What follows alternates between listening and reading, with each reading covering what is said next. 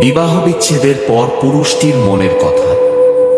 একসময় যার হাত ধরে স্বপ্ন বুনেছিলাম, আজ সে হাতটা একেবারে ছেড়ে গেছে। একসাথে বৃষ্টি ভেজা দিনগুলো, এক কাপ চায়ের ভাগাভাগি, ছোটখাটো ঝগড়া, সব এখন কেবলই স্মৃতি। তাকে ভালোবেসেছিলাম নিজের চেয়েও বেশি। চেয়েছিলাম সে থাকবে পাশে, সুখে দুঃখে, হাসিতে কান্নায়। কিন্তু সময় আর বাস্তবতা বুঝিয়ে দিল, ভালোবাসা সব সময় যথেষ্ট হয় না। আমি না পারি কাঁদতে, না পারি মন খুলে বলতে, আমি তো পুরুষ।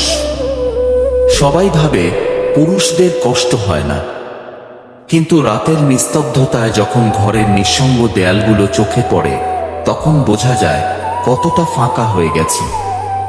বাচ্চার ছবিটা ফোনের স্ক্রিনে দেখেই বুকটা হু হু করে ওঠে।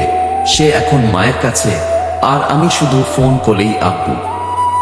ভাঙা সম্পর্কের বোঝা নিয়ে এখনো হাসি মুখে অফিসে যাই, বন্ধুদের সঙ্গে কথা বলি, কিন্তু ভেতরে একটা শূন্যতা, একটা অপরাধ বোধ সব সময় কুড়ে কুড়ে খায়। কি ভুল ছিল আমার? যদি আরেকটু চেষ্টা করতাম, যদি সে একটু ধৈর্য ধরত। বিবাহ বিচ্ছেদ শুধু কাগজে নয়, সেটা মনেও ঘটে। আর সেই ভাঙন সব থেকে বেশি বোঝে সে, যে সত্যিই ভালোবেসেছিল।